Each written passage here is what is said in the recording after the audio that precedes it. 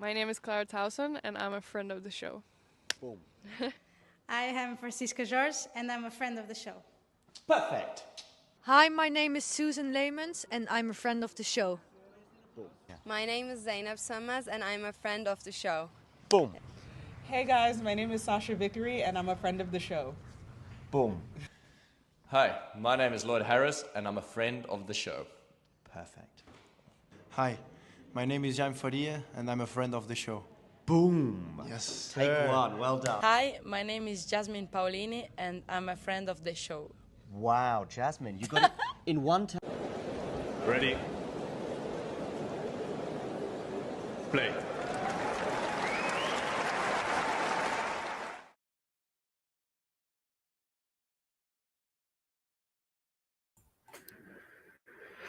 Hello. Yeah, I love the imagery of Jake potentially cracking open a few beers at the same time, just because he's so excited to watch a Talking Tennis stream. I see Ozan is pretty excited too. Am I pretty excited? I don't know. I mean, today is definitely a day where I'm like pretty focused on different things than Miami, but I figured why not? Because the Challenger finals, the next two aren't coming for the next 3.5 hours. I might as well show up here. And Fergus is also supposed to be on the stream, but well, we'll see when he joins. But yeah, for now, let's just enjoy this one. So Sebastian Korda against Stefanos Tsitsipas. Actually, Ozan, I did have a slight knee pain today, and I just decided to focus on a long walk and some strength exercise because my knee was bothering me. I had a pretty like significant knee injury last year when I just fell while running in the forest and I hit a tree basically, and I think I kind of overextended it the last 2 days. But don't worry, by like 5 hours later, it was already fine. So tomorrow, I'll be back to a more difficult program, let's say. Although I still haven't technically run what you are mentioning, the half marathon distance. Hello, Fergus. Hello, Fergus. Hello, how are we doing, Damien? Great. How windy was that Zadar final, Jake? Yeah, I mean, this was the worst day of the week for sure, but it tends to be like this in Zadar. Of course, it's like straight up on the Adriatic Sea. Korda Tsitsipas, let's talk about this one. Is it the best match of the day for the men's side? I guess it is, right? I'd say so. I mean, you could say that maybe Ojale Musetti's an interesting matchup, but I think at the moment, with the way Tsitsipas is playing, obviously he's not as consistently as he'd like to be, but we'll see whether he can play. And obviously Korda's just, I don't know, I think Korda's just in his own realm of like, I don't even know how to describe it. Like his form's either so good or it's nowhere. So we'll see which one turns up today. Hi Jake, my day's been pretty good, thank you. Didn't get much sleep, but I'm okay. How are you? What do you think is going to happen in this match, Damien? Yeah, I mean, you're obviously right about Korda. I think he's been kind of just like barely playing this year, after that final in Auckland or whatever it was. Adelaide, I guess. Yeah, Adelaide. He's like, playing one match a week, really, or even less. So I don't even know if he's fit or not. He definitely needs like more play time. If Steph wasn't so shaky in his opening round, I would be very confident that he's going to win.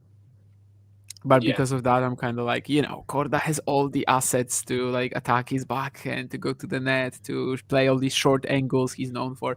But I mean, that goes for a lot of Sebastian Korda matches, right? I mean, he has all the assets, but I think we've been saying this for years now, that he has everything to be as such a good player, but he just can't seem to put it all together. Like he just can't seem to link it all together for a prolonged period of time to become that big player, which is really frustrating. Because obviously talking to people like Carson and Brenner and Izzy and people like that, they say that they think Korda is probably the most talented American for the future. I mean, he's only 22, I think, Korda 22 or 23. So, and he's still got plenty of time, but I just wanted to see him put some form together, and this is where it starts. It's crazy to me that he's still 24th seed, just because he just seems to he just hasn't played at all. Yeah, I mean, since the US Open, I don't think at all. Yeah. Ozan, no, I play with a head radical. I don't play with a babbler. What? Why does the guy on the bottom seem like he thinks he should be in charge of the podcast? Clearly, dude on top is to the better camera angles. I don't even know what to say about this, Korda, but sure. I mean, neither of us is in charge of this, really. No, yeah. So yeah, we have a different founder, the father of the show. He might be here later as a producer, but that's not for another hour and a half. So probably we're on our own. But yeah, presently we're just both co-hosts here. I think that Nurlan is clearly the one in charge. Actually, I think that the Korda is the most talented American opinion. Is valid. It's decent. It's definitely not that idiotic. Shelton is in the conversation too, but I can imagine some people saying that Fritz, he's probably the one who maximizes his potential the most, but he's deep. He's kind of, I think he's as good as he kind of might be ever. And Shelton, Korda, there's always gonna be that. But actually, maybe if. But as Rafa Nadal said, if doesn't exist.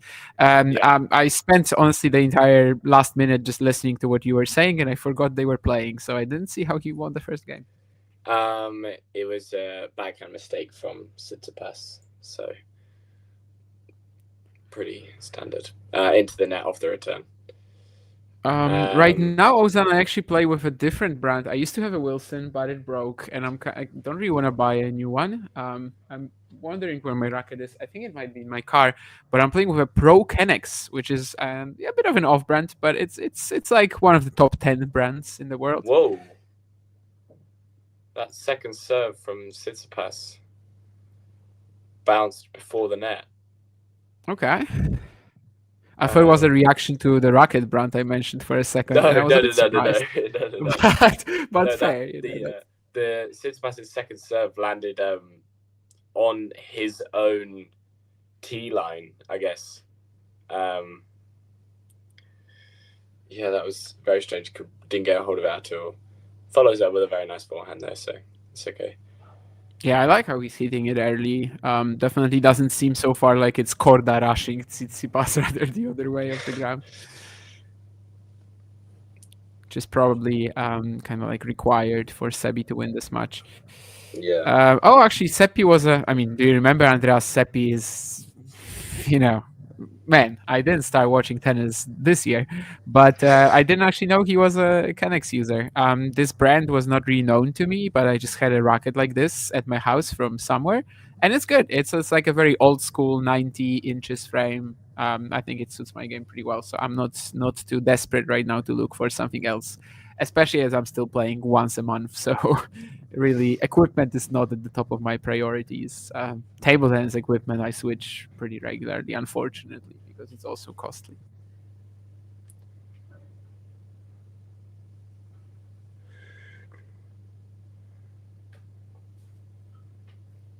It's a great point, but slice from Korda just drifting along. Wide, sorry, not long. Yeah, Matthew, you're right. Korda has had quite a few injuries, and he just can't seem to string some fitness together, which is really unfortunate. Everyone at the start of the year when he made the Adelaide final was kind of thinking, is this the year that he puts everything together, and it comes into one, and fortunately it's again been him pulling out of tournaments. And yeah, but already in the Adelaide final he was struggling, right? He couldn't serve or something like that. Yeah.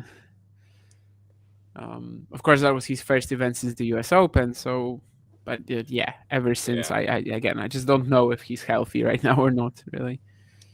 Yeah. I doubt you were watching him against Pizziri, though, right? In the second round here, that doesn't sound like a match that anyone would be tuning into. I didn't tune into it. No, Yeah. I would have Me tuned into the neither. Korda match if it was Harris playing him, but Mhm. it wasn't. So It would be like a stamp on his top 100 debut if he it's beat like Sebi. there was, because he qualified for the main draw. He was 99 for 2 days in the live rankings, and then he was knocked out again because. So now he's back down to 101. So I just don't think it will ever happen. Like, well, it I will mean, happen. still a good It chance will before the happen. grass season begins, essentially. I feel like he needs to get it done before the grass season. Otherwise, it won't happen. Yeah, I mean, for sure. Yeah, I do think he needs to get it done before the grass season. It's like the final chance. But on clay, he's defending 2 quarterfinals. It's not the worst. Also, he could go to Asia, which he's not. From his schedule so far, unless he makes a drastic change, he's down to play them in Madrid and Mallorca. So the first Asian event is right after Madrid. So basically, next week when the entries are out, we will know. But I agree that because of how even like right now he is scheduled, I would assume he just keeps going the European way, which I don't know if it's like good or not. I mean, it would be pretty pathetic in his position to go to Asia because it's like super clear that you're going there just to get that top 100 and like never to even like use it, you know. But on the other hand, that's kind of his career right now, right? I mean, just get that top 100, like that's the one overarching goal. So I think he's looking past that a little. I think he needs to. He's thinking at this current moment that he's right on the brink. He's literally on the bubble, and he's going to be playing qualifying for Rome and Madrid. And then say he makes a little run, like he wins a first round match in Madrid. He comes through qualifying, wins a first round match in Madrid. That takes him into the top 100 just in time for. Well, it would be a bit before that, but he's right on the bubble to make the main draw for Roland Garros. Then why would you? I don't think he would go to Asia to then play Roland Garros with no clay, with such little clay experience for the season. Definitely, there's a few ways to look at it there, and I think Asia could just be something like the Indian swing, right? Where he's just good enough to reach the quarters in every event. But we'll see. Soon we'll know. But yeah, I agree that it's looking like he will probably just stick to clay. Whether it will work out or not, no idea. Wow, Nurlan. Wow. Oh, that's not very nice. No, it's fine. I think he's putting it in quotes, so probably that's something I said. Or John said. Sorry, our producer said. Probably. Probably not. I mean, he did kind of like expose it in our second match, but I don't think I've ever heard him say it was pathetic. Really nicely played from Seb. To answer the question, I don't know. Maybe I would. I actually think I would target your backhand and then come in off your backhand as much as possible. Make you pass as much as you could. It's the smart thing to do for sure, but on one of the set points that John Silk had against me, that's what he tried to do, and I passed him down the line. So, you gotta be careful. It was a horrible approach, but honestly, most of the match, approaches like this were enough. And I can't blame him for doing this. Like, literally throw the ball at my backhand, and probably I'm gonna miss it. But this very occasion, I managed to do it. So yeah, I mean, I just outclashed him. And what can I say? Still unbeaten. Hopefully, we'll get to have another showdown sometime soon. Either Estoril or maybe Bonn later in the summer. Yeah, Estoril, yeah. You looking for a late wild card into Estoril? Sure, yeah. Very late. Good hope there from Korda. They have to give me main draw, though, because I'm only going to be there from the final round of qualifying, so... Oh, okay, that's fine. We'll let you skip through qualifying of Estoril. That's fine. John could coach you from the sidelines. I mean, he could, everybody can sit on the sidelines and say something. Doesn't mean I'm going to listen to it or take it as advice. To your question, Ozan, about me being shocked if Ala lost to Keys. I mean, I'd like to see it, like in terms of, to know what happened. I think Keys, similarly to Ostapenko, is a player who can like hit herself off the court, but maybe depends on how it goes. Really, is Wozniacki still an active player? I think she is, but she's not played like the last month or something like that. No, she hasn't played this year. Oh, this year at all? Actually, after like one match. she hasn't Maybe played she was this year. on the entry list and then she pulled out. I think her last match was the US Open. Yeah, you're right. Maybe she was on the entry list for something and then she pulled out. Maya, where she lost in 3. Yep. And I think that was probably the last time we saw Hadach Maya win a game. I mean, she won 2 matches at the Australian Open. Yeah.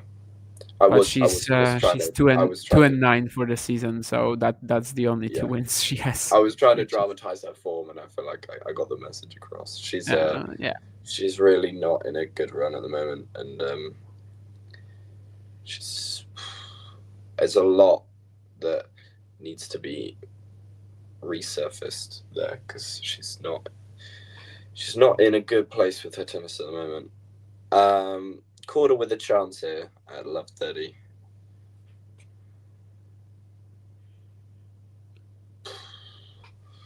When after the return goes long.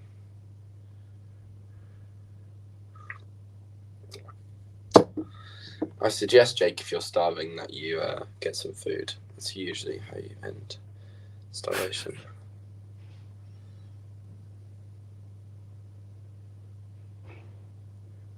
Never realised how flat the Korda backhand is. He's really nice cross court, really produces the angles well. And that's very good for him in this matchup, but this pass is not good for him in this matchup. That pass is nice. Yeah. I mean, watching the previous rally, even though he lost it, definitely like gives you some confidence that he could potentially win this. It's just so tough for Steph to deal with a ball like this.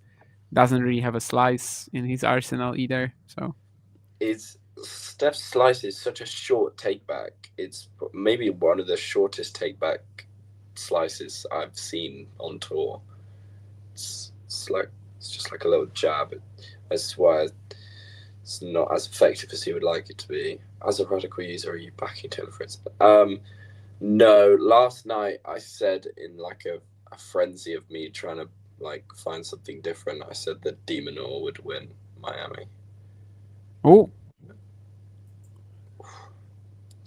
So I guess de Minaur over Fonseca then. But what if Fonseca beats de Minaur? This is what we were saying last night. James and I were having a discussion. We were saying, James said, so are we saying that? Because James said he thinks Fonseca's going to win Miami. Okay. James said that. Okay. Yeah, and I said, okay, so are we saying whoever wins de Minaur Fonseca will win Miami? Which is obviously not what's going to happen. I said that de Minaur, this is de Minaur's biggest opportunity to win a Masters.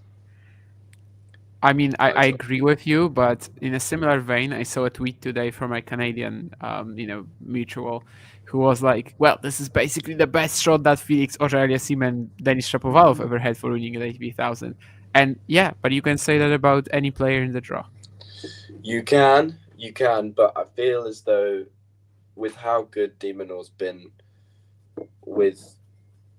he's able to beat everyone left in the draw, I feel as though, and obviously take out the big equation of Alcaraz, and it's something to look at. I just feel as though obviously de Minaur made the final of Montreal and that's his only Masters final appearance, but I feel as though if he can get past Fonseca, it'll just take a huge amount of confidence.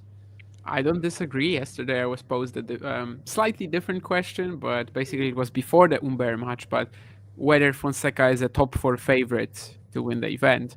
And when I started listing the players who are ahead of him, I did put Alex de Minaur there. Fonseca beat Rublev at AO, that means he beats... I don't think that correlates, Matthew. Just because. I mean, I think Fonseca will have a very good shot to beat Rublev if that's what you're going for. Yeah. Deminor is just such a different player, though. Like Fonseca Rublev, I can totally see it being once more that type of a match where one is just like more explosive and plays the game, the same game better. But Deminor is just a little different, and it's just a play style that Fonseca has obviously faced before, but not from a player at this level. And it gives me some sort of uncertainty for sure as to how Joao will play. Obviously, yesterday was perfect. Not every single match is going to be like that, though. Yeah. I mean, Fonseca's still finding his range. He has such explosive weaponry that he's still finding his range, and he still has those sets where it all doesn't land and it gets away from him very quickly. And he needs to. That's when he finds that range consistently. Say in a 5-setter, that's when he'll really start rapidly moving upwards. That's not a cliche question, actually. I think that's a very interesting question. And in fact, my answer is also going to be quite interesting, and you probably aren't expecting it. But it's Medvedev. He needs this Miami Open title the most. I don't care that he's out.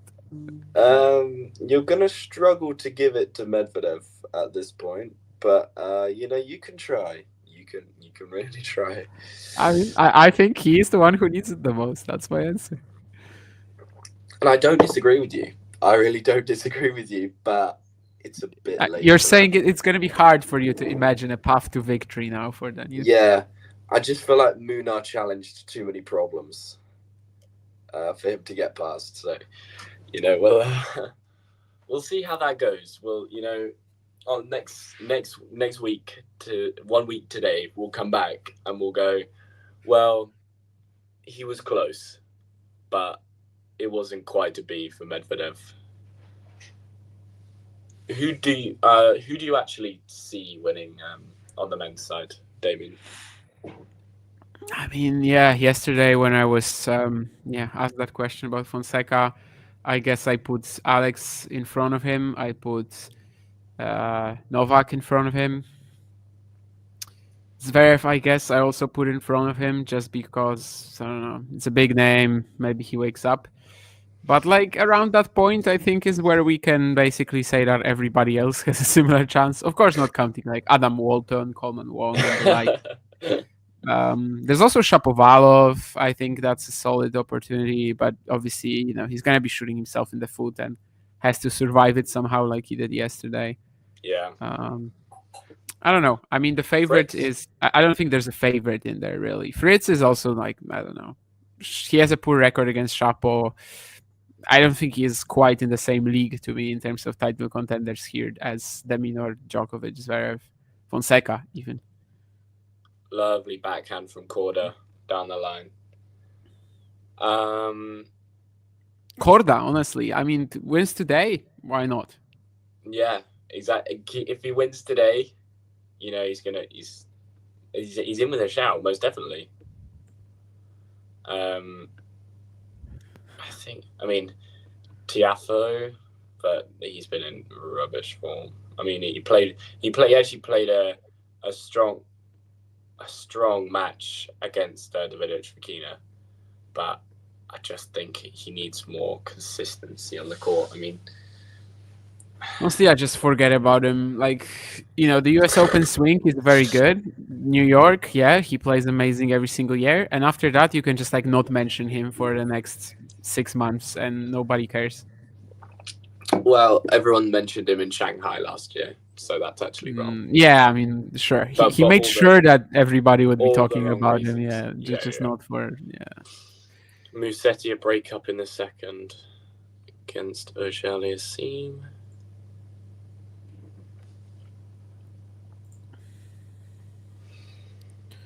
Dimitrov, we didn't mention. He was the finalist last year.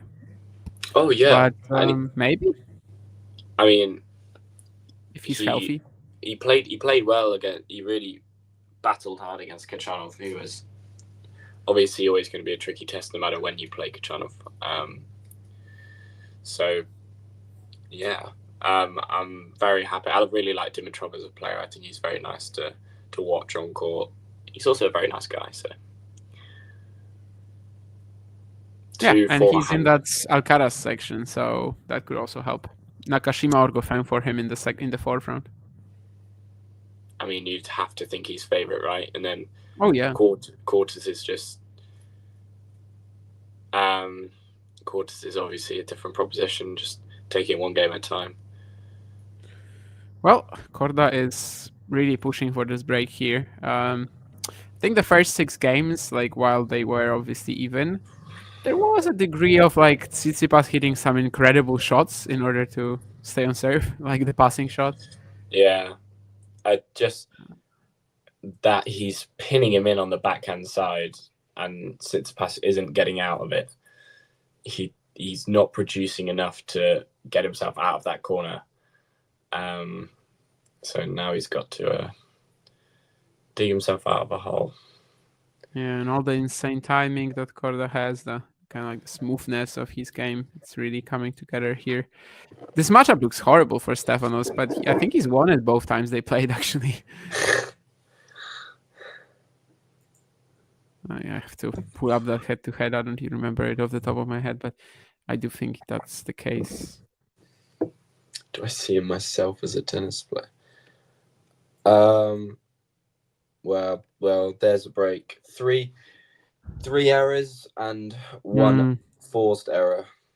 That's not good to hear, though, about Dimitrov grimacing. Yeah, I mean, he was pretty much injured for the last 2 months, so that's unfortunately a concern. Not sure if he has 6 matches in him here.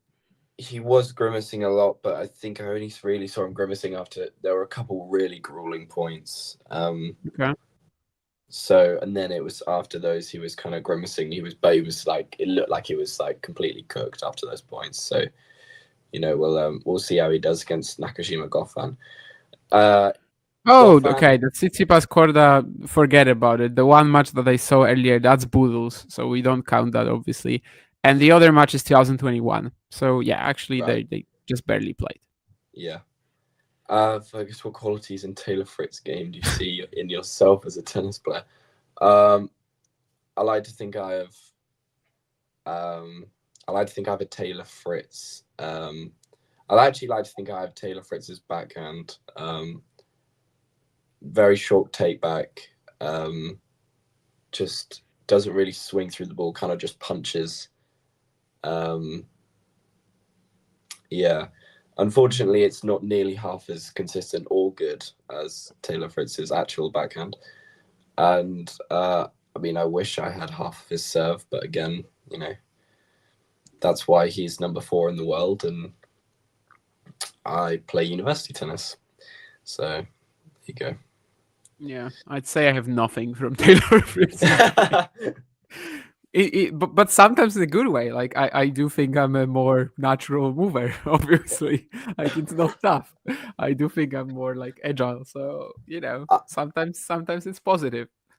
I never said I had the qualities that Taylor Fritz has. Yeah, I know. Just in terms of like the characteristics, I just don't see anything that really resembles Taylor Fritz. Well, I really like Taylor Fritz's one-handed backhand. It's really strong. So, you know, I'm sure you've got plenty going for you, Damien.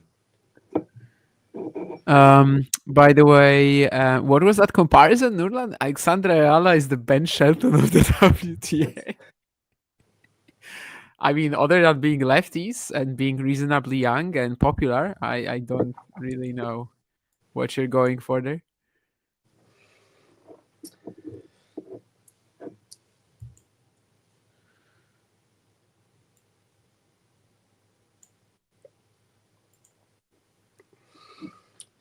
Just really good redirection from Korda. Tsitsipas going after the forehand and just, you know.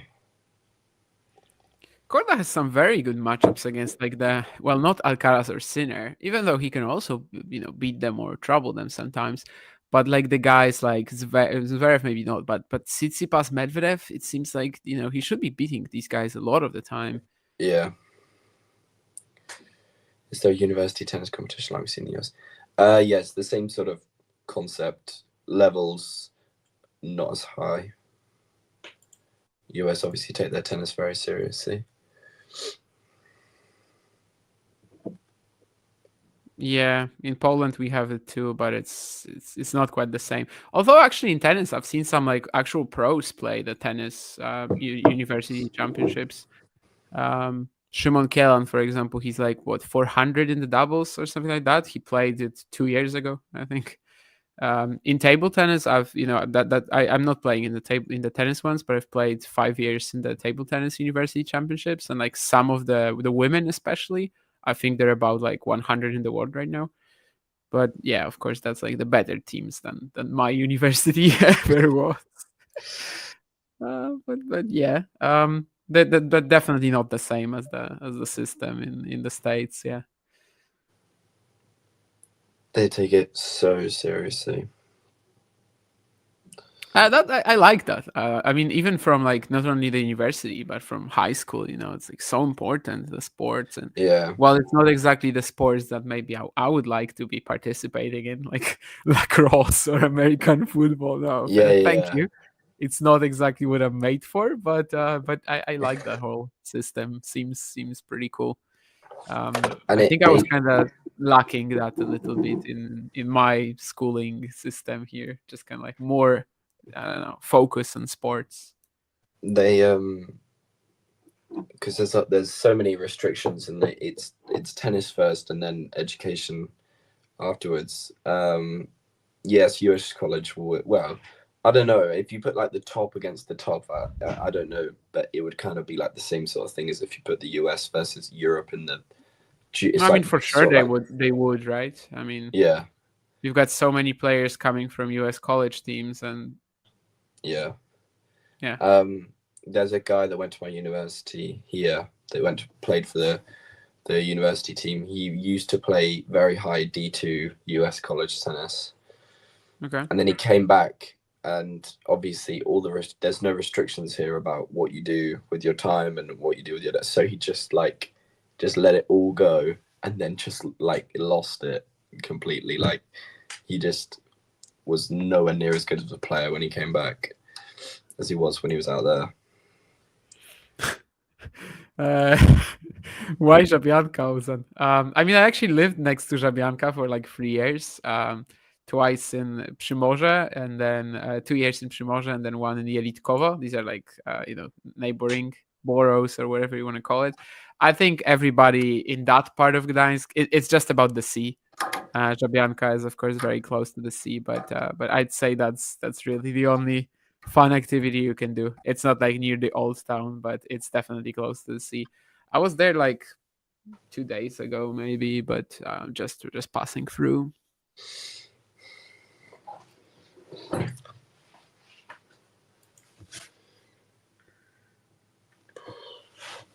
I'm gonna be doxxed by Ozan soon because he's been asking recently. He's been asking, do you live in Reda? Because that's 8 kilometers from this one spot you mentioned, and I don't live in Reda. I live the other way. But he's starting to get some information, and soon enough, You're gonna get a knock on the door from Ozan like some point. Yeah, or like police in my house because he's gonna think them that I don't know, I'm a drug dealer. Or he lives out in Atlanta and he's on FaceTime to the police just so he can tell you where you live. Anyway, 40-15 for Seb to make, for Stefanos to make Seb serve it out. That's quite a return though. Yeah.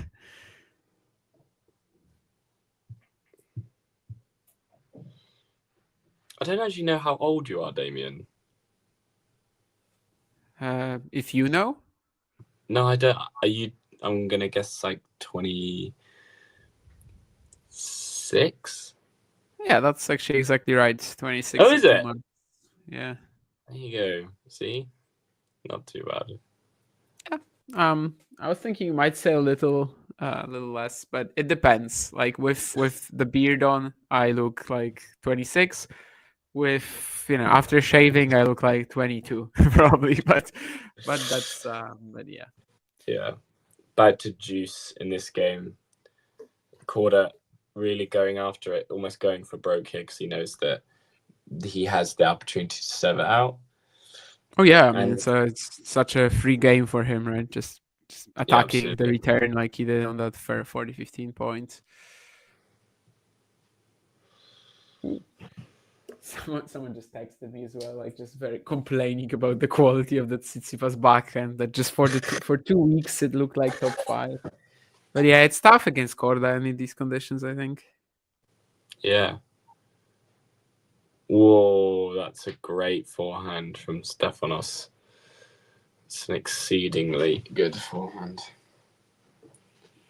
Yeah, that was like quite a save for sure. Another super deep return from Korda. He just takes it on the half volley. But that's how the entire set has felt, right? I mean, Steph has to come up with some like incredible beats of shot making to keep up. So far he has, but after the change of ends, of course, Sebi will be serving for it. First.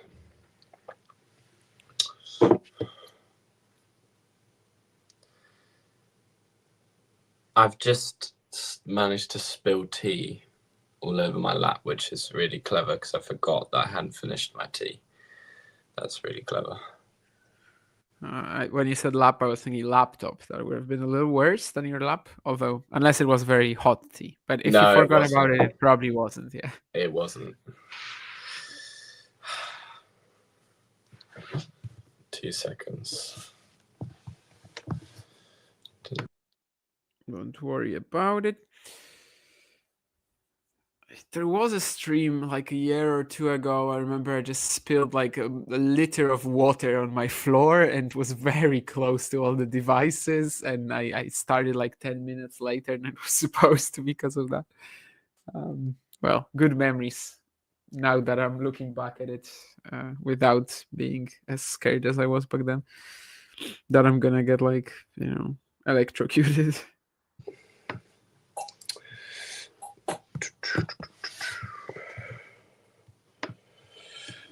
Musetti breaks again. 3 breaks in a row. Musetti 4-2 up in the second. That could probably go the distance. After the start that Auger seems had to the year, it's crazy that he isn't closer to pushing back into that top 15, top 12 sort of range. Yeah, I guess he just has a lot of time, like in the summer, right, where he's not going to be defending much. Although Madrid final. Yeah, Madrid final, where he just sort of won all his games by default. Yeah. Repeat incoming. Everyone's going to start retiring. I mean there was already a few events like this, right, for him this year. That was such a bizarre Masters.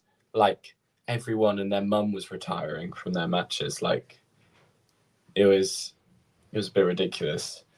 That was Nadal's last sort of big stage tournament, I guess, that he produced at, obviously losing to Lehechka in the quarters.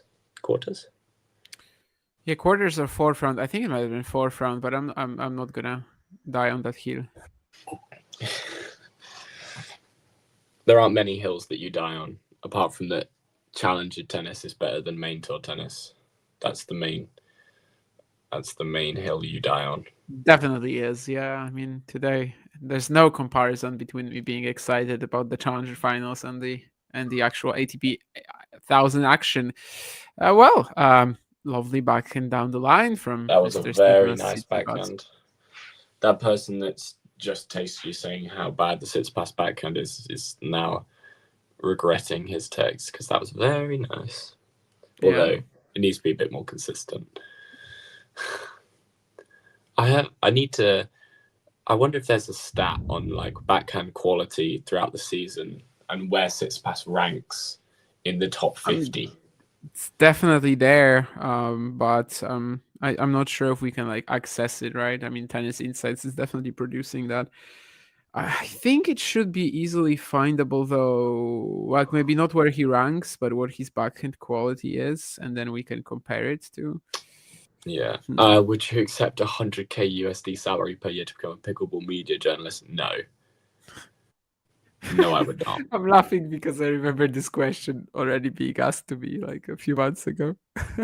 No, I would not. Really? I said that it depends. Like how let's say how much I believe that I can survive of tennis. Oh, and Ozan even said that he was gonna ask you the same question. Okay. I still wouldn't do it. It's just such a. It's just. There aren't many sports that I'm not fond of. Pickleball is like one of 3 sports that I'm really not fond of in the entire world. What are the other 2?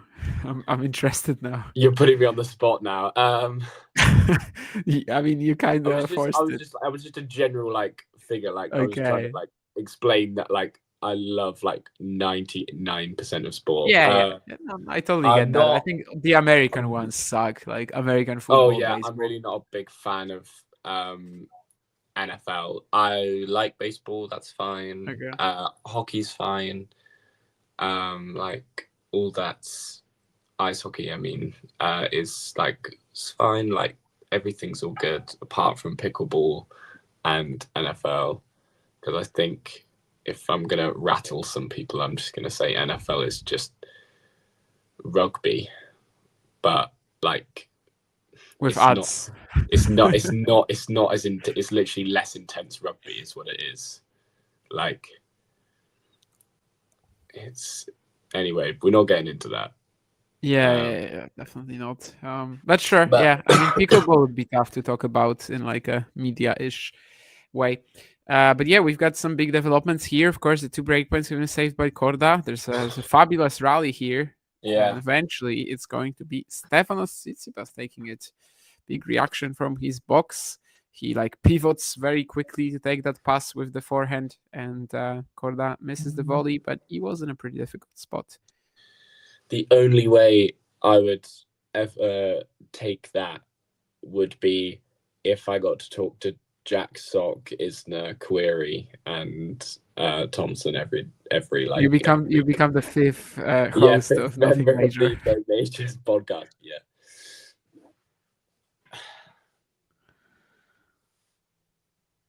But another break point saved. Back to juice. Seb still trying to serve this one out.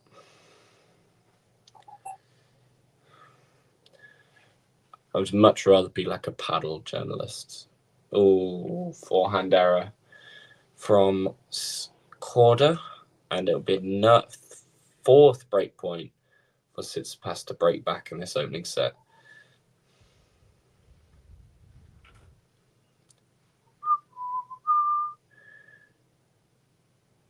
What?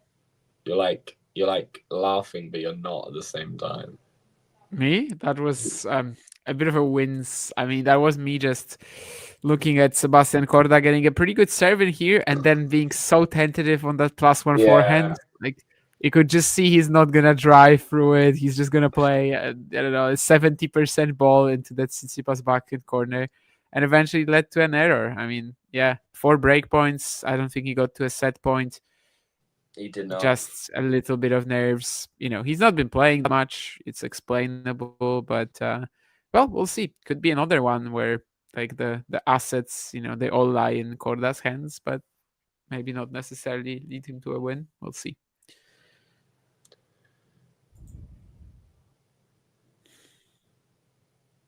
Oh, now I finally know what the new soccer nat comment was. I didn't even realize it was on the screen. Someone earlier said that we should be talking about the new soccer nat Nakashima, and it's apparently on the screen I'm sharing. Oh yeah. Right, yeah.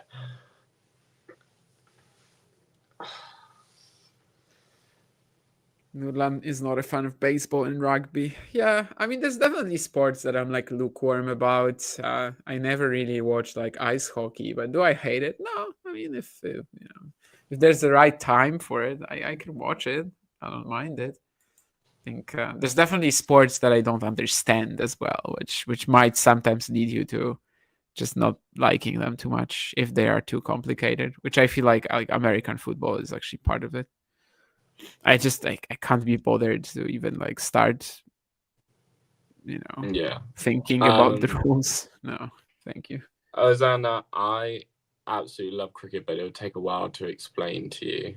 Like, cricket's not easy to explain in a short amount of time. That's another sport I just can't be bothered to think about, really, because just too complicated from an outside perspective of someone living in a country where nobody plays it.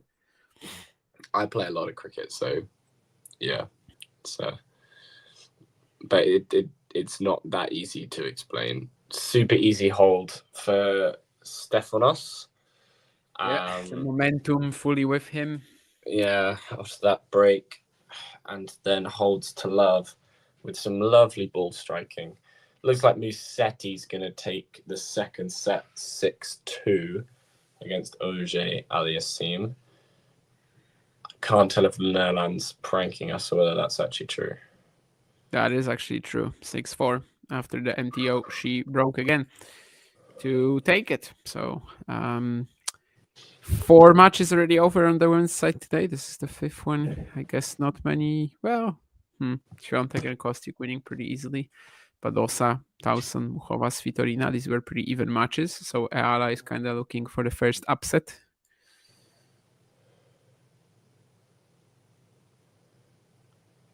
Biggest upset of today, though, will be Camilo Ugo Carabelli beating Novak Djokovic.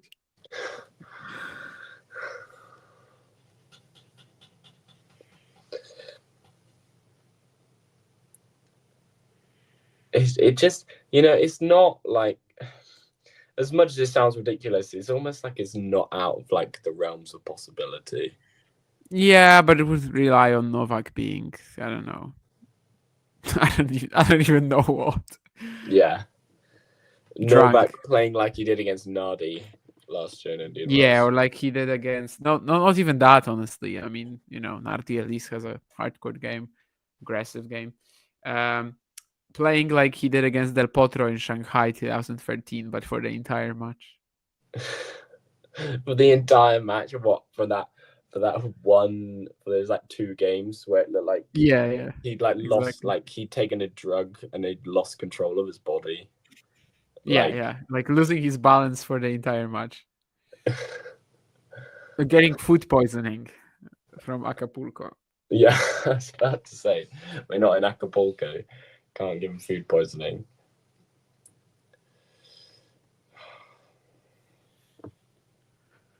Oh no. Yeah, this might be like horrible. This could be over like quite soon.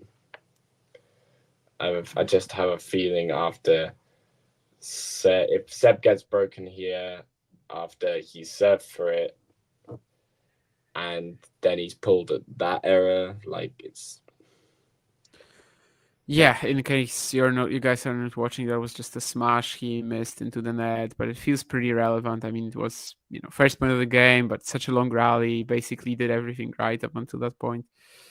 Yeah, we'll see. I mean, as I said earlier, he's not been playing much tennis. It's tough to be clinical if you have that, but yeah, it would be a very difficult set for him here to kind of like lose it like that. Let's see. Still 5-6, in fact, 15-all now. Just the last 10 minutes. Stefanos had the opportunity to go past there, but he just couldn't quite. Oh yeah, this was like centimeters away from Korda losing the point.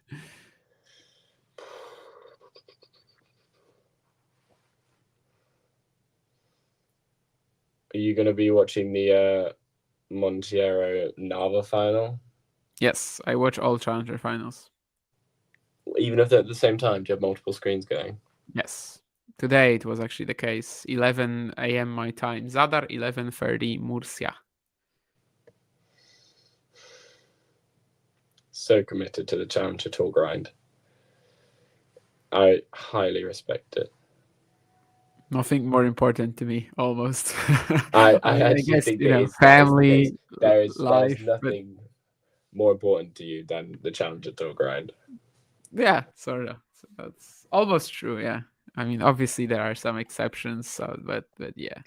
maybe like family and stuff. But apart from that, I do basically schedule my week around challengers in many ways. Yeah.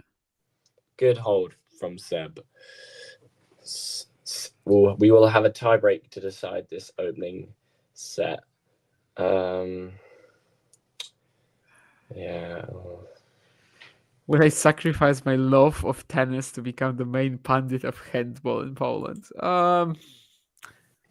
I mean, again, it's kind of like a question of job security and balance. Like, you need to stop thinking this much into it, Damien. I'm 26. I'm 26. I have to start thinking about it. I'm paying a lot of taxes. I have a one-man company, let's say. I'm a solo entrepreneur, and I have to start thinking about that. In fact, but in November, my taxes are going to go up, and I don't know how I'm going to handle it yet, or rather, if I'm going to handle it. So actually, yeah, right now, that's kind of like the main thing on my mind anytime someone asks a question like this. But yeah, I would have to be like really certain that I don't have a future in tennis in order to switch like this. I was thinking about it like a couple of years back. I was definitely considering not handball, but just like, could I do any other sport while covering tennis? Like, is it a possibility for me?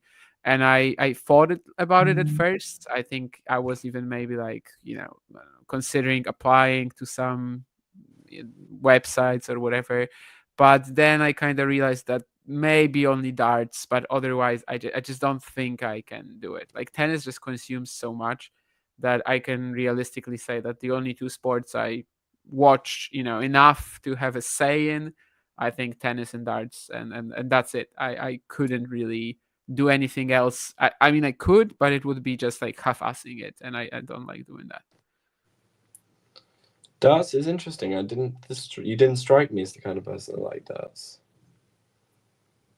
Well, that's my second favorite sport for sure. Fair enough. You'll never meet anyone more committed to the challenger grind than Damien Matthew.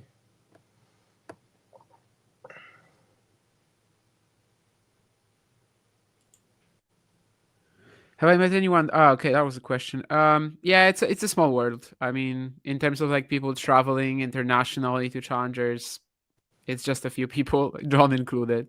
But he kind of like got into it, obviously, and he's not watching challengers on a daily basis.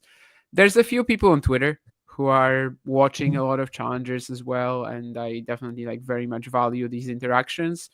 But I think, yeah, you pretty much know all of them. Like, there's if someone is like this much into it, he finds a way to kind of like connect with the other idiots like this, like me.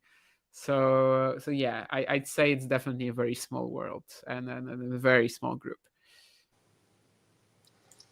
Mini break for Seb. Slice backhand from Stefanos. Nowhere near enough to challenge.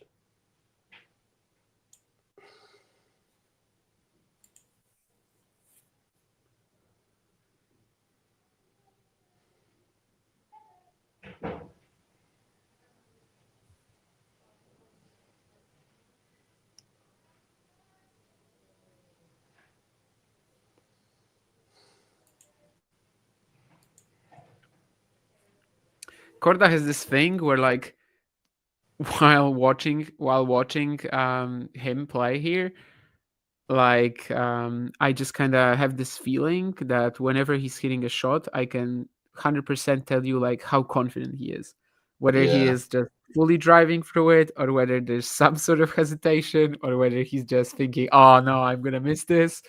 Every single time you can just see it in how he strikes the ball, even more so than like the other motions. But yeah. I think... Go ahead. No, you go. No, go ahead. No, because mine's not important. I was gonna make. Mine's also not important. I was gonna reply to a Nurlan question. So no, go on. You do that lad first, because mine's even less. No, I was just gonna say that like this isn't really how things work in this business, Nurlan, which is also irritating. Like, basically, people have to approach you. Like, there's no open recrutations. And would I be interested? Yeah, sure. I mean, why not? I've never been like approached by this particular brand, channel or whatever company. Would I be interested? Yes. But yeah, I mean, there's no. Well, you could send them a CV and say like, oh, but I mean, it's pretty obvious that I exist in the media, so I'm interested. But yeah, I mean, maybe one day, who knows? We'll see. My dream job in terms of commentary would definitely be doing some of the Challenger Tour, but I mean, who wants that, right? Me, I'd love that. But like, are you willing to pay for that? I'm saying, who wants that in terms of a company who's going to profit because of doing, how much you charging? Like, I have to survive somehow. I have to do the maths. Anyway, I was just gonna say that I think Seb Korda needs to get rid of the headband and switch to like an actual like bandana, because the way it pushes his hair up is really upsetting. Like, I think it's just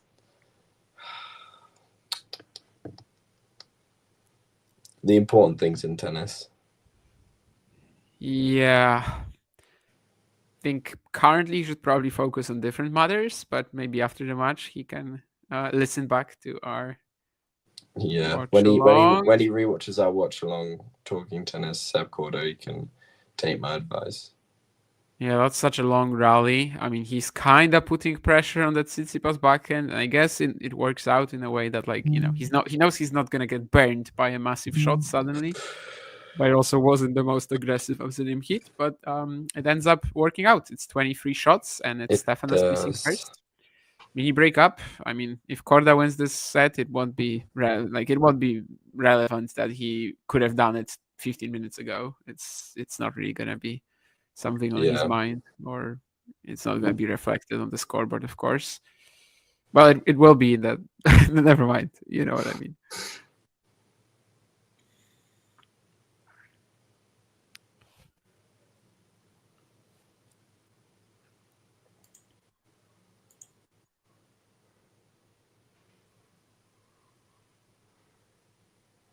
You can read an interview with Bernard Tomic from our friend Carlos Navarro, who's been on the show a few times. I'm sure you've seen him, Matthew.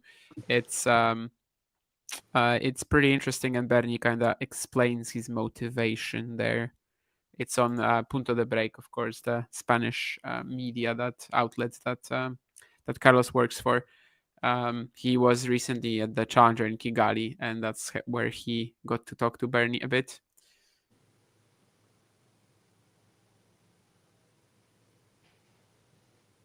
But yeah, I mean, of course, you're perfectly right that he doesn't seem like the guy who enjoys tennis too much, and I think now he kind of likes it a bit more than most days.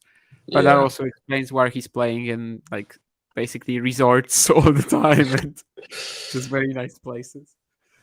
2 set points exactly for the American. I mean, he's done impressively to regroup after his after serving for it, and then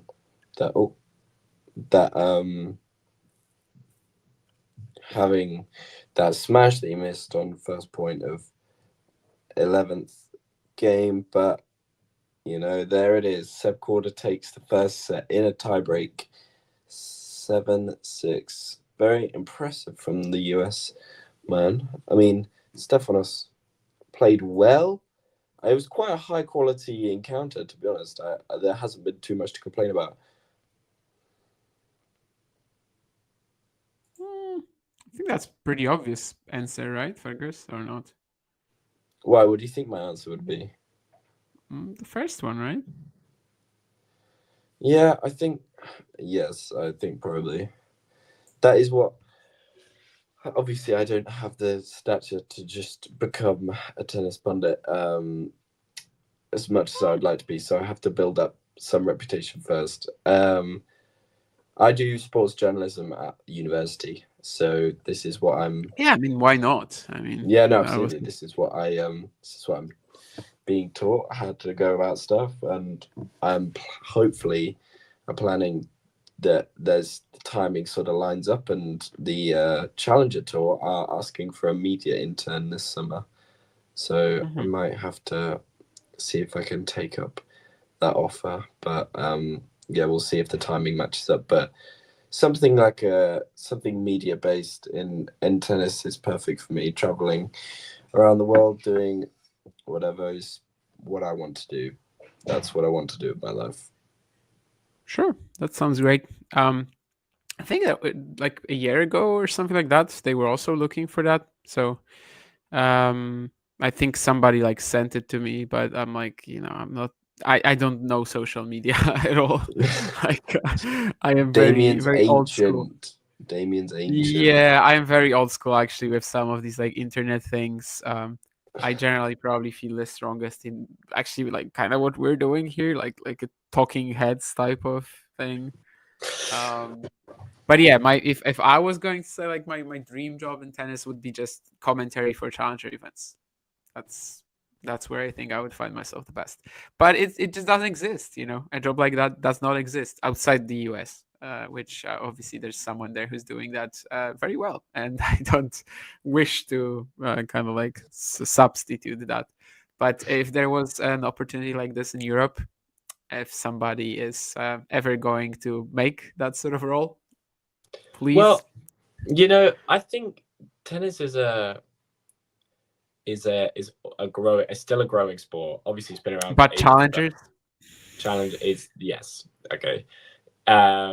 Obviously, Sky Sports, I think it was just 2 years ago, announced that they'd make their own tennis channel. I mean, that was a huge step forward in trying to promote tennis in the UK, especially.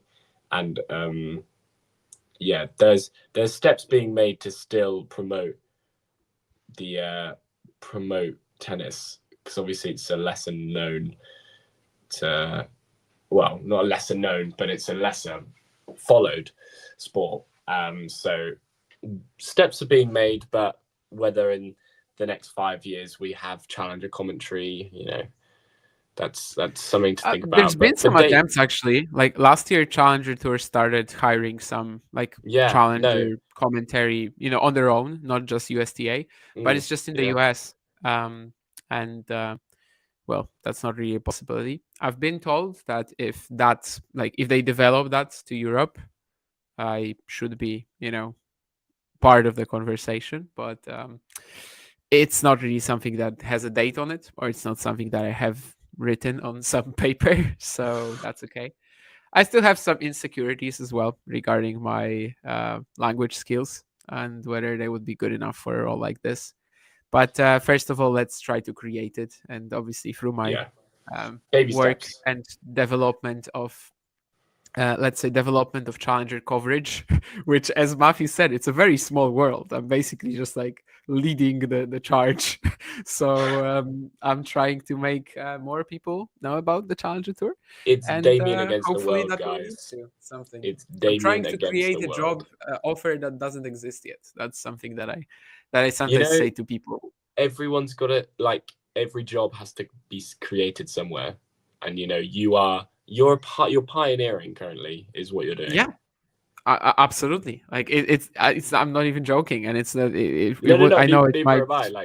We're not like joking. You are generally pioneering challenger tennis towards, and without you on the circuit consistently, there is not that big role on Twitter, on social media, that brings to light this sort of the scale of the Challenger Tour and how important it is for tennis, because Challenger tennis is some of the most important matches of people's careers and for ranking points.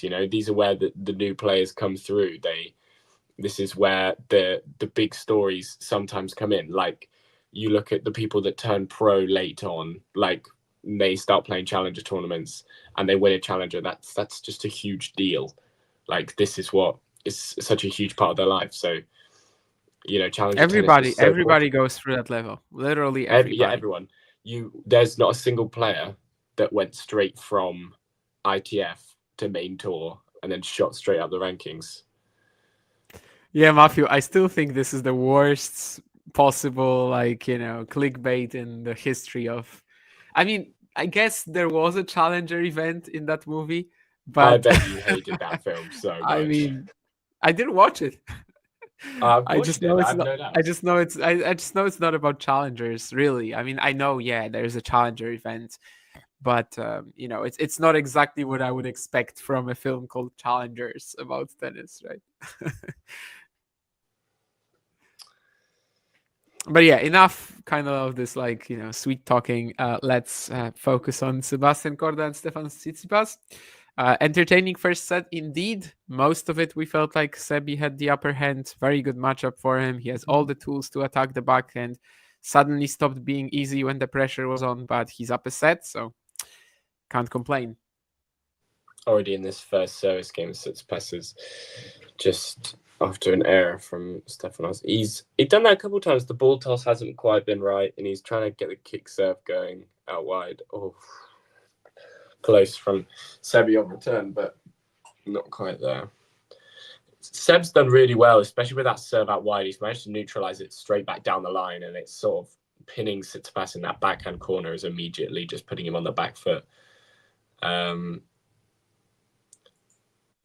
That is too big. That is actually simply too big from Stefanos.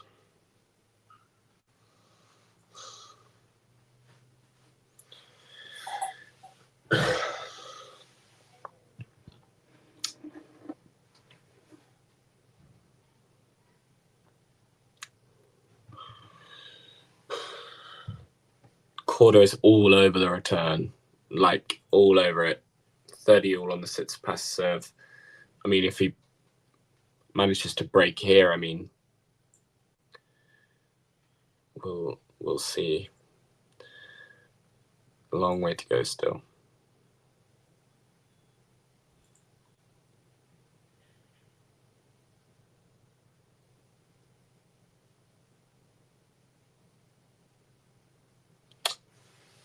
It's really good returning from Korda.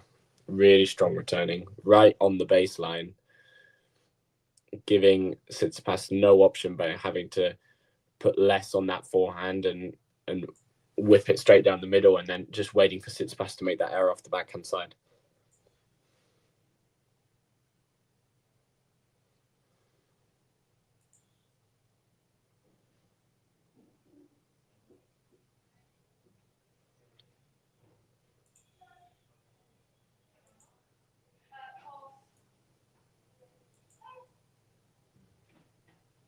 Wow.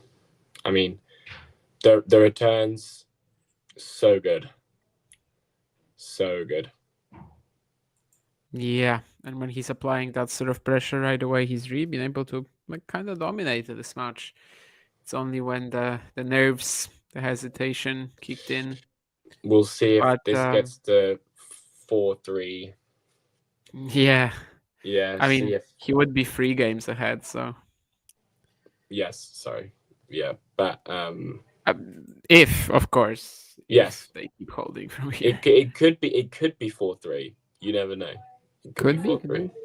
Could be 2-6 in 20 minutes. If it's 2-6 in 20 minutes, that would be, well, you know, it very much could be. We just don't know. That's why tennis is so. What was it recently? Someone said on the stream that he was gonna eat a tennis ball, or maybe it wasn't a stream. Maybe it was. I don't.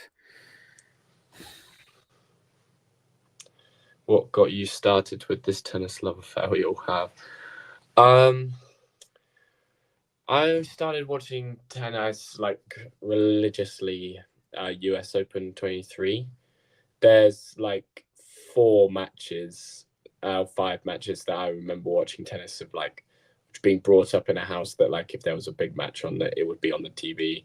Especially all of them were at Wimbledon, apart from, so it was Murray 2012 final against Federer at Wimbledon. Then the 2013 final where Murray beat Djokovic at Wimbledon.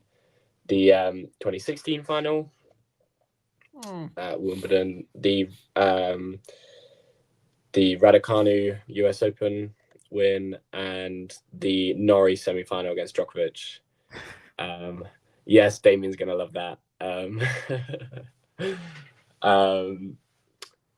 I watched those matches, but I was invested in those matches, but I didn't know like all the rules, and I was just trying to follow along. And then US Open 2023 sort of happened.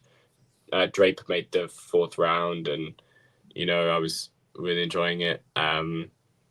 It's when sort of Katie Bolter really started playing her best tennis. So there was a man and woman inside the being seeded, and it was strong time. So, and then so it was kind of just Draper and then Murray really. So, and then that's just how we got there. No surprises there. As and if you look to my Twitter, like, it's no real surprise. Yeah, whenever I tweet something about Billie Harris, I know that Fergus is gonna like it within the next 1 minute or two.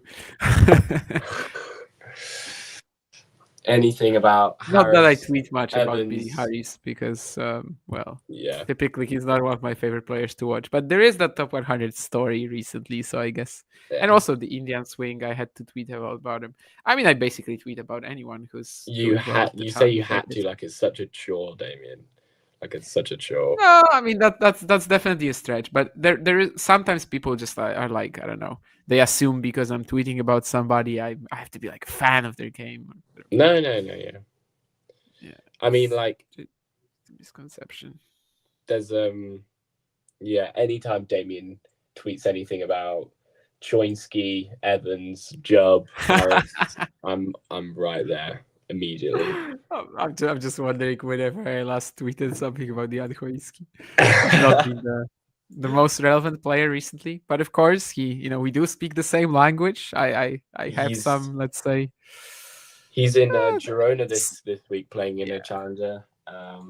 Yeah, Morocanias in the first round, I think. Mm-hmm. Or even I love it when Damien tweets about Monday. I love it when Damien tweets about Monday. Tomorrow is Monday, and actually Johannes Monday is playing a 25k final in 30 minutes against Alex Reimer. Starts 25k final. We've had 4 British single men's winners today on the ITF. Peniston in Portugal, definitely. Peniston, Wendelken, Wendelken, right. Clark, and Crawford. Ooh, Jay Clark, and Crawford. Oh, Jesus, I mean that must be like a very prolific week for you guys there. And then we've got Monday in the final, and then we've got another final as well. I think got one more. I can't remember, but yeah, Monday goes into his final very heavy favorite. So yeah, well, hopefully that'll make it 5 out of 5, and then. That's really like so many titles in 1 week. Yeah, Clark making it back-to-back titles in India.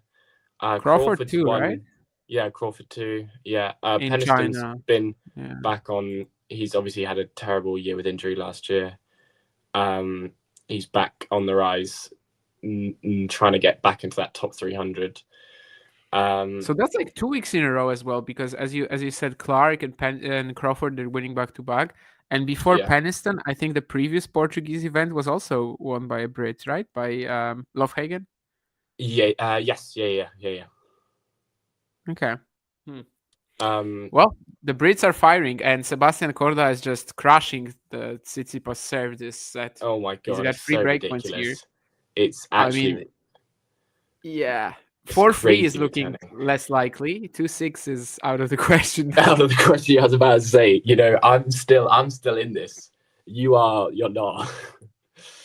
2-6 is looking pretty unlikely at this point. It's like if it is 2-6, I should eat that tennis ball. Similar to Medvedev winning Miami.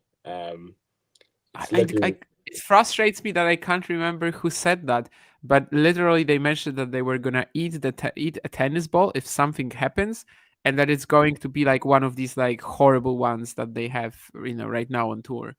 I can't remember who said it and about what. James was talking last night about how if Stefanos wins Monte Carlo for a 3rd year in a row, that he is, and quote, a jammy bugger. That's second year in a row, right? He didn't win in 23. Or no, he did. Yeah, he did. He won 23, 24. No. Yeah. 21, 22, 24? No? I thought it was 21, 23, 24. Wait, so who won in 22 or 23? Wasn't it Fognini in 22? No, Fognini is 19. No, I'm just dreaming. Yeah, I'm struggling to remember now. Who the hell won Monte Carlo recently? It's not Rafa. It's not Novak. Oh no, sorry. Rublev won in 23. 23, yeah, over Rune. So yeah, 21, Yeah. 22, and 24, yeah. Yeah. So second year in a row, but 4 out of the last 5, yeah. Is Tsitsipas gradually becoming Zachary? Wow. I mean, I don't think he's gonna drop to 50 in the rankings. No. Zachary's only. Well, I mean, she can't. She has a very limited amount of points to defend now for the rest of the season. So. Yeah, that's the advantage of losing all of your points. Now you have nothing to defend, and you can strike back. All opposite in a break. Okay. Yeah, I mean, Matthew, I think you're right that Stefanos exiting here is not really like the end of the world for him. It's not quite the Draper loss when yesterday I just don't feel like it was any setback at all after winning Indian Wells. Steph obviously didn't win Indian Wells, didn't even do that well, but considering he won Dubai earlier, he's still entering the clay season, even if he loses here, and it seems like he will. Even if he might break back here, another fantastic one-hander in the first point of the game. But what I'm trying to say is that like he's still gonna enter the clay season with more momentum than last year. Yeah. Ooh. Are you? Because when I first started coming on this show, I think my first show I ever did with you was a last ball drops. Yes, Australia, yeah. You weren't on the Draper hype train. Are you now? Can you now see the Draper hype, or are you still cautious? I mean, Draper hype in terms of what? Does he have the same ceiling as Fonseca, Alcaraz, Sinner? I don't think so. Does he have a good chance to be like a Taylor Fritz-ish figure like Fritz in 2024 this year? Yes. As in, like, I think the entire state of the tour right now is clearly just insane at the moment, and Draper might very well be the fourth best. I don't think he's ever going to have the ceiling of Alcaraz, Fonseca, Sinner. So my opinion hasn't changed, but relative to rest of the tour, he looks much, much better at the moment than he did in January. Yeah. With Sinner out, with Zverev struggling, with Medvedev still not back in top shape, and basically everybody between ranks like 5 to 30 looking pretty much like the same players right now. Like there was this section of the draw, for example, where you had Berrettini, 29th seed, Rublev 8th, I don't know, like De Minaur 10th. They're all the same level pretty much. Yeah. And it doesn't matter like whether you're ranked 30 or 10 right now. So I do think Draper is kind of like the best of the lot presently. Best of the rest. Yeah. And that's what Fritz was like late last year. So I think, there is a possibility for Jack to do that. And I remember when we had that, this was before you started coming on the show, but we had this like preview of the season with James and Vanch. And James put Draper at his number 6 spot in the rankings. And when he said it, I started laughing. But then when he told me like which players are below Draper and above him, I was like, yeah, I can actually see it, because it's a similar vibe. Like kind of, the best of the rest, not fully competing for like slams with Sinner or Alcaraz, but just behind them. Like that's what Taylor did this time last year. And they're really not different in terms of their quality. Do you think that Draper has a higher ceiling than Fritz? Probably. I mean, I'm pretty down on Fritz generally, so maybe I'm not the best person to answer. There aren't many people you're up on, to be honest. Like, I'll say this again.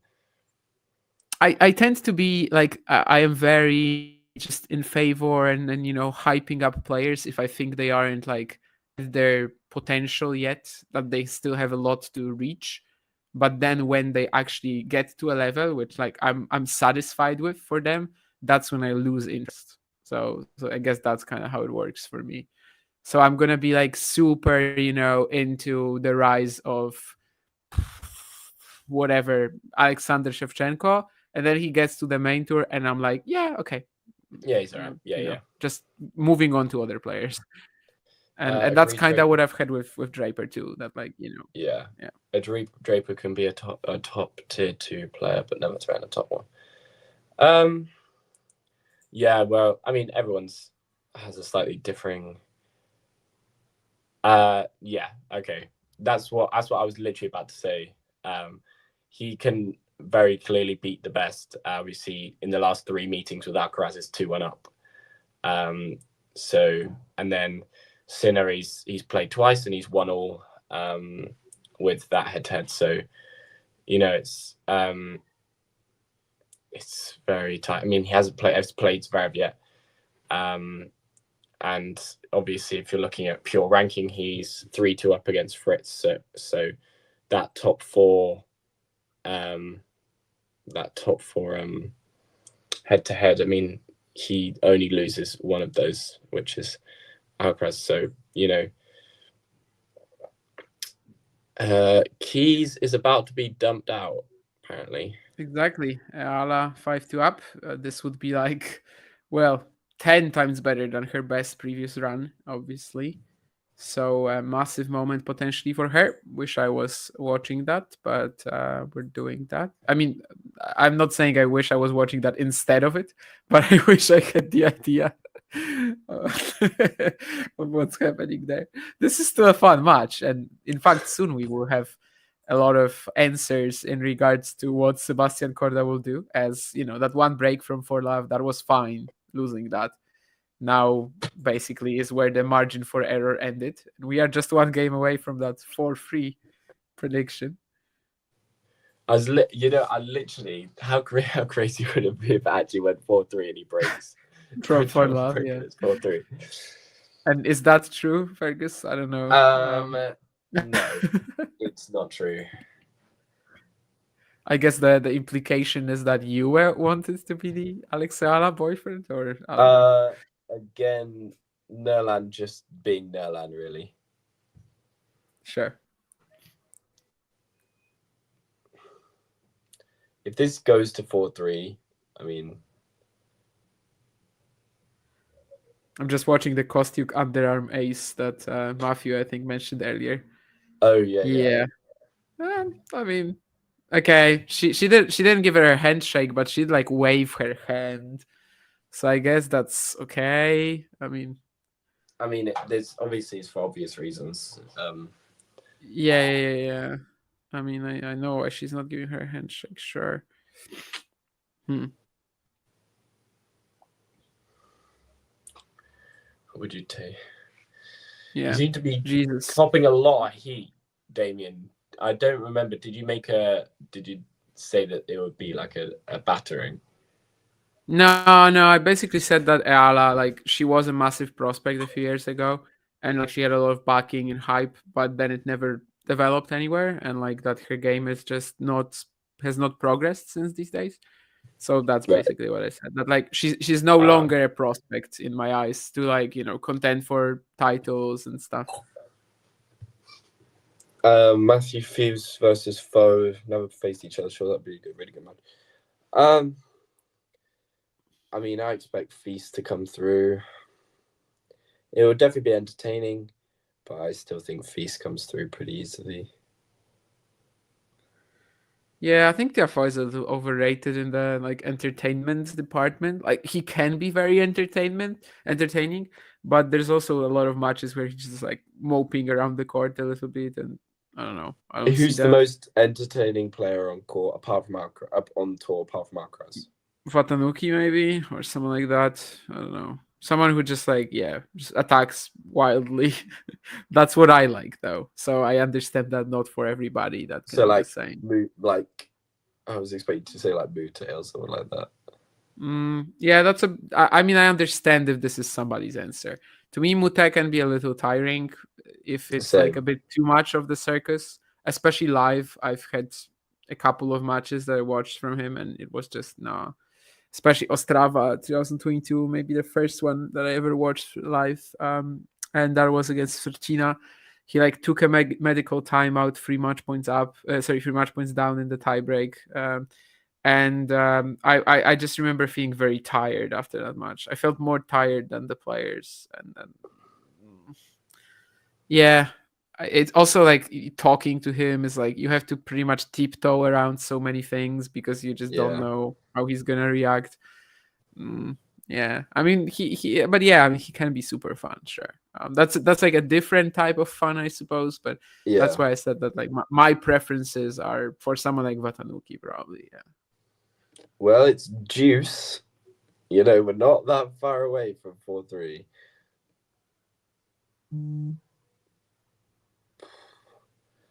Yeah, our producer put in our chat for if anyone wanted to do a watch along of Yala versus Keys, and he put the description as could be a quick one. So I mean, could be a quick one. Actually, it was. So I don't think it was quite Ozan, what our producer was envisioning. Without watching, no. I mean, I can't say anything about that match without watching. So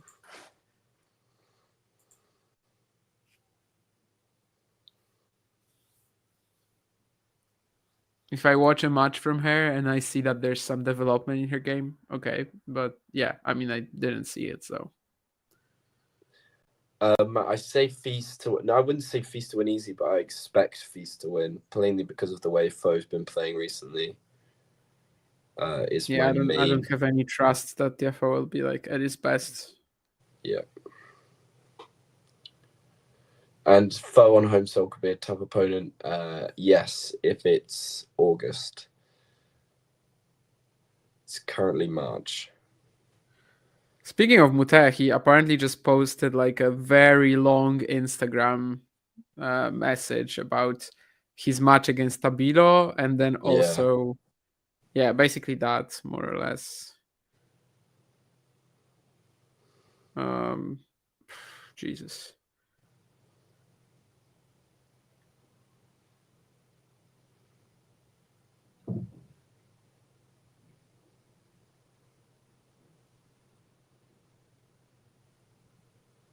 Big serving from Korda. 5-2. So it's not going to be 4-3, unfortunately. And it's definitely not going to be 2-6, but it could be 6-2.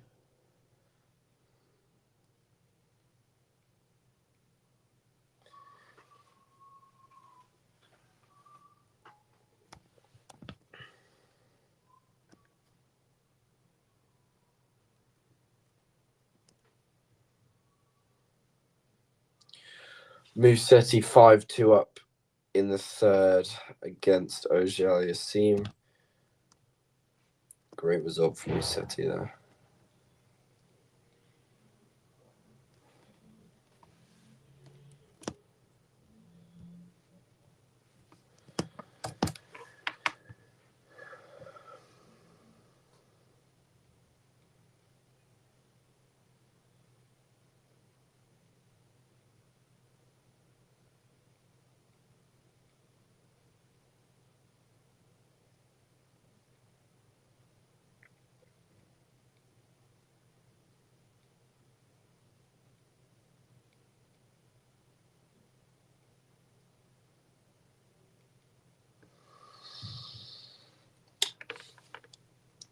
So let's see if Korda can serve it out at the first time of asking. Maybe he won't have to serve it out.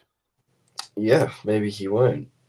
Maybe Tsitsipas will throw in the towel.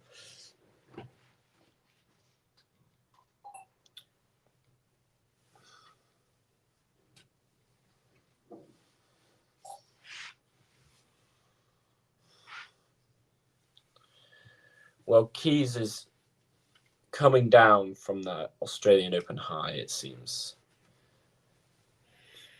Well, she was still pretty effing good in Indian Wells. Oh, no, absolutely. But, yeah, this is a loss that obviously doesn't quite sum up her season so far. Before Indian Wells, she'd only ever lost to very good friend of the show, Clara Towson, in case anyone didn't know, because we don't mention it enough. Stefanos is called the physio or the doctor, it looks like. Yeah, there's gonna be some medical evaluation, as they are calling here on the scoreboard. Musetti just one game away, so there goes probably there goes the Felix ATP 1000 title chance. That Canadian guy that I mentioned earlier was basically asking the question of like who has a better shot, and I think he was suggesting Felix. I don't know. I mean, whatever I'm watching from Felix recently, it just feels like, yeah, it's good, but it's not like big title winning level. So I'm more in favor of Chapo having a shot in the sense that, okay, yeah, he can lose to anybody, but, what if he plays 5 ridiculous matches? Chapo has a higher ceiling than Auger. Yeah. I would say. Actually, that's pretty controversial, I guess, considering the indoor 2022 swing of Felix. But I would agree, but I guess it's arguable. It is. There's definitely, and I don't think it's, but I think it's valid that Chapo has a high. I mean, that match against Nadal when he was 17. I mean, and then like it's just like the level he played in Dallas was crazy good. I mean, Ozan, I think the answer here is pretty obvious in that they basically cannot deal with. They kind of like cannot deal with putting blame on themselves. They need to like seek outside validation, vessels to basically cast blame on. They can't afford to just think, oh no, I screwed up. I shouldn't have placed that bet. No, it must be the other way around. Which, by the way, if you are betting on a Keys win over Reala, that's idiotic because like how much are you actually going to gain from odds like that? So yeah, I just think literally they all have a massive like cloud in their judgment, which is money and putting money on their bets, and then they just can't really. Unfortunately, they can't really like look at themselves introspectively, and I respect the bettors that do. I follow a few on Twitter that are smarter than that and that can basically just admit that that was just a bad bet from me. I misjudged it. I made a mistake, and I respect that. Some of them I enjoy reading their analysis, even if I'm not a betting person myself. Well said.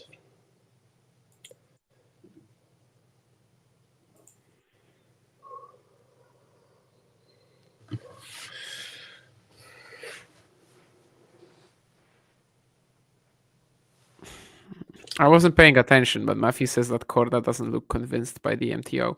It did kind of come like very late into the changeover as well. I feel like Steph was just sitting for a minute at the bench, and then he started like. And then he just got up. Yes, not like making a fuss. Done. Big tactic, big mind game tactic. Yeah, like I wouldn't really like accuse him of that, but no. I was joking.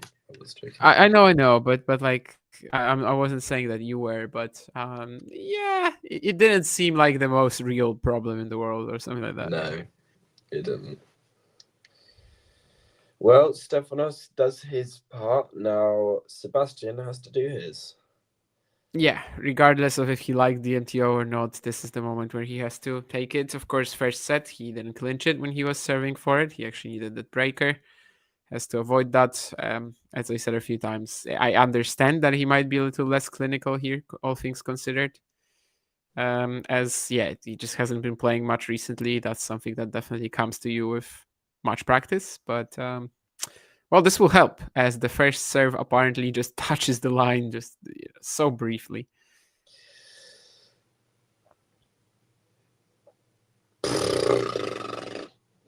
I've just seen how much of, it's 99% out, but it's 100% in.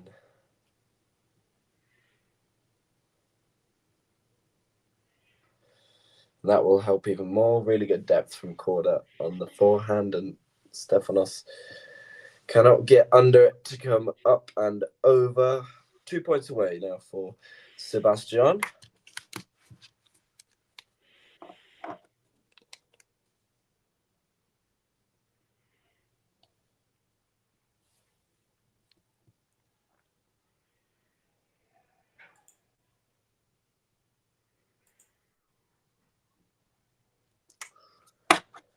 Still in it, Stefanos, as Korda goes into the net on the backhand side.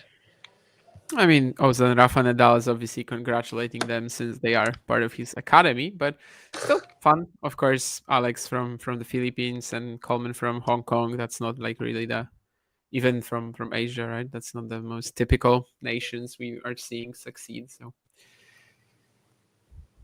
that's part of why Ala was so hyped from an early age too. That like it was a market that they kind of wanted to reach, and maybe now they can. Maybe now, if she can follow it up, especially. I think Badosa is her next opponent.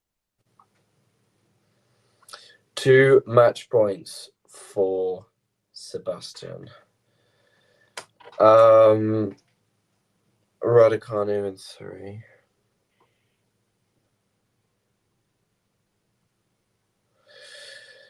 And Korda gets it done. Gets it done against Stefanos Tsitsipas. A really strong performance from Seb Korda. We were talking about this before the match, how Korda has all the tools to put together a fantastic match, but he just recently couldn't seem to do it. But he does today. He gets past Sebastian. Gets past Stefanos. Yeah, even more so than the tools to like produce a fantastic match. A lot of tools to attack that Tsitsipas backhand as well, especially in these conditions. Pretty much executed it very well too.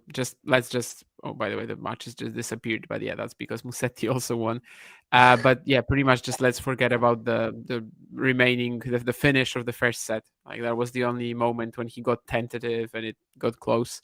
But overall, I do think he was really, really strong today. And the returning, there were some insane patches. The 4-love start to the second set.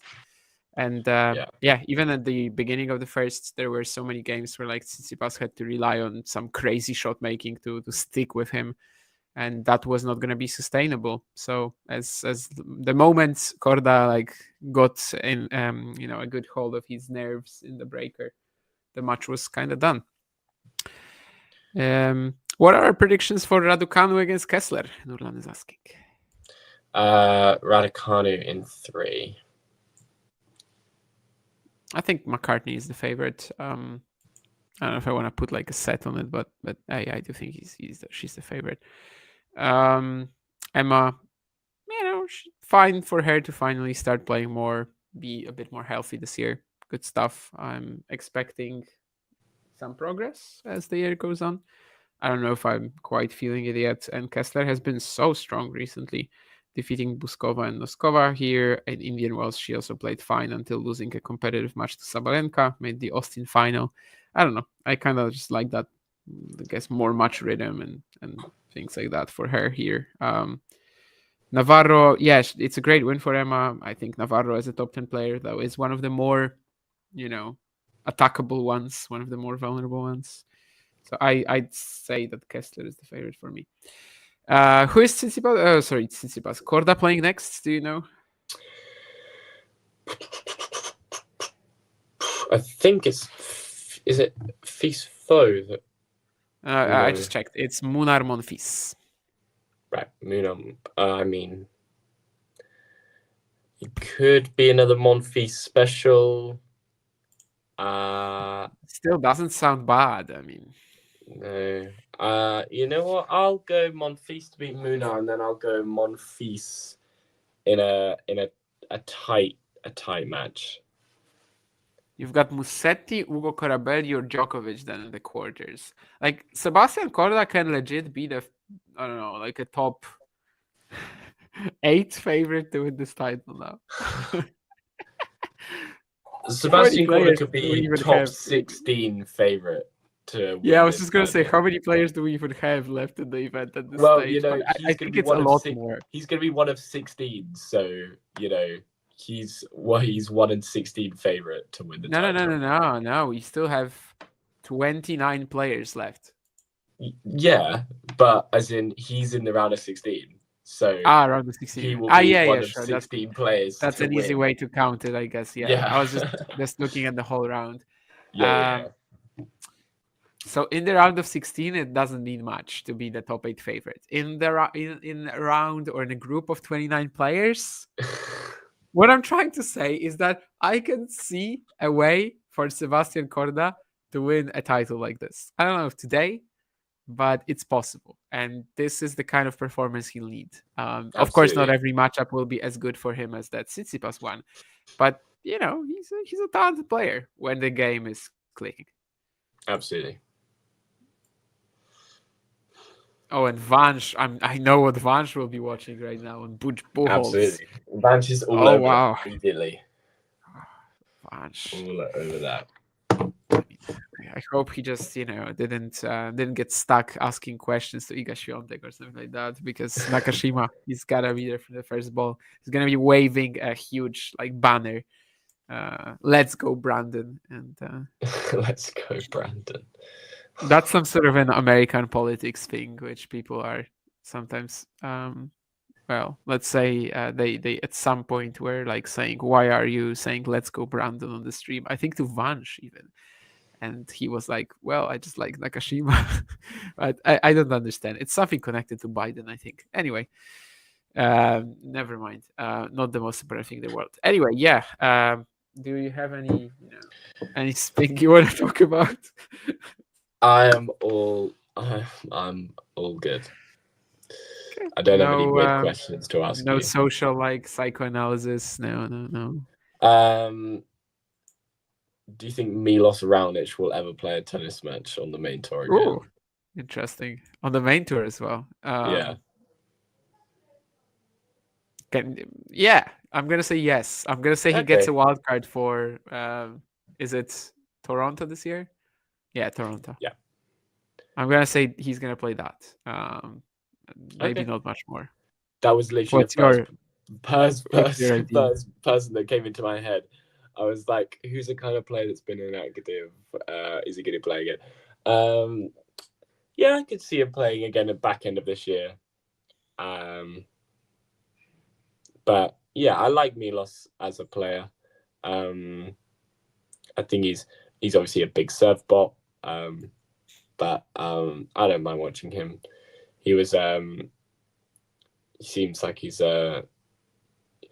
he's a good player. Obviously made it to world number 3. So, I like watching him play, but yeah, sure, he can be in Toronto this year.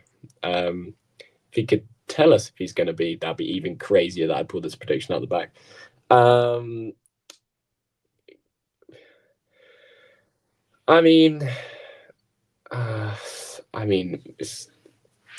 Venus Williams can go wherever she wants, can't she? I think they've been friends for years, right? It's not like the first time we've seen them interact. It's not just random, as in So if she was there, I don't think she probably traveled specifically to see her. No, she was having a hit. She was seen having a hit. Practicing earlier this week in Miami. I can't remember who with, but yeah, she was still having a hit. So. Yeah, I don't suppose that she came just to see Apelka beat Rune. But, yeah. Yeah, I mean, it's not the first time we've seen them, just being friends, I think, I don't know how they are calling their relationship or whatever it is. But yeah, I mean, it wasn't that surprising or anything. So I don't know if there's much to talk about. It's not as I don't know, what's a good example? But they're Americans, I guess. If a Pete Sampras showed up in the Taylor Fritz box or Coco Golf box. Oh my god, I can't remember. Is it Potapova that keeps turning up in the Greek sport box? But they are together, actually, yeah. Yeah, but before everyone knew, she sort of just showed up, just everyone was like, why is she there? Anyway, yeah. Have you got any weird questions for me? Like random out there questions? I feel like there's definitely something that you can pull out, but I don't remember all these stupid questions about like the 100, you know, like would you rather face 100 dogs at the size of, you know what I mean? Oh, actually, yes, I have a good question. Okay. I just typed into Google random questions, but then I realized I actually have one. I spent some time talking about it with my friends, and we were basically in two minds. Some of us were going one way, some of us were going another. But basically, let's say, you know, me, you, I mean, we probably have like similar weight and stuff like that. And that's only really what counts here. If Mike Tyson right now, so a 60-year-old Mike Tyson, Yeah. if he punched you in the face, you know, no gloves, no covers whatsoever, would you stay alive? Would you die or would you survive? And he doesn't pull his punches at all, you know, he just goes for it, all strength he has. I think I survive. I think I'm probably permanently like not well, but I think I'm alive, yeah. Why? Do you think you'd die? No, I was also in the team that said that I would probably survive. Obviously, it would be, you know, devastating. I would go to the hospital, but I think I doubt I would die. I think I would probably survive the punch. But a few of my friends also thought that they weren't. Well, Ozan is getting closer, by the way, because the red clay courts at the Klub Tenisowy Arka are like 15-minute walk from me. And are they good quality? I think they're decent. And also, this court, by the way, was the first challenger I ever watched. 2018. It's in Gdynia, but it was called Sopot because the Sopot courts were unavailable. They moved it to that club. And I actually think that there was a day when the second court was like not played on at all because they did the court was, you know, unsuitable and they tried to fix it. So the answer to this question is not sure. But that's also where the WT 250 in Gdynia in 2021 was held. So yeah, it's a pretty famous club, let's say. I drank a beer there last year. Just, you know, took a friend there, and I was like, well, see, this is an event which I visited in 2018, and I didn't know that I was gonna. At the time, I wasn't living this close to it. So, you know, it's funny how these things work out. Next stream you're on, he's gonna be pinpointing your street, and then it'll just be picking out the random number. Yeah, I mean, now he's very close. It's literally like 10-15 minutes away from me. Also depends how long the ambulance takes. Yeah, fair. I mean, I think the hospitalization, it would have to come pretty quickly. Let's assume it's like in you know, in good conditions. So basically they can save you within, I don't know, 5 minutes or something like that. So the ambulance is coming, and I think I would survive, but yeah. Mike Tyson, even though he might not be a professional athlete anymore, he still sounds kind of scary. I mean, I know now he kind of just like, you know, what does he do? Like basically pigeons. And this is where we end the stream. The stream's been going on for tiger. too long, and it's time to end it. Yeah, it's definitely getting too long now. I was going to end it. David's talking about Mike Tyson killing pigeons. Anyway. Not killing pigeons. He's growing pigeons. He's like can you grow them? I mean, he's like a farmer. Farmer of pigeons. Anyway. He also has a tiger. He also has a tiger, and he does have a tiger. They stole it in The Hangover. Anyway, this is kind of like a hangover conversation. So yeah, let's wrap it up here. Yeah. Ozan, try again. Next time, I'm expecting you to just like, give me a photo of my block of flats. And I already told you that it's a block of flats. Anyway, thank you, Fergus. Great match we watched. Sebastian Korda for the title. Let's go. And thank you, everybody in the chat. We'll see you some other time. Yeah, I'm going to play John Silk for you, of course, as usual. If you enjoyed this video, make sure you hit that like button. Don't forget to subscribe and click that notification bell so you don't miss out on all things tennis.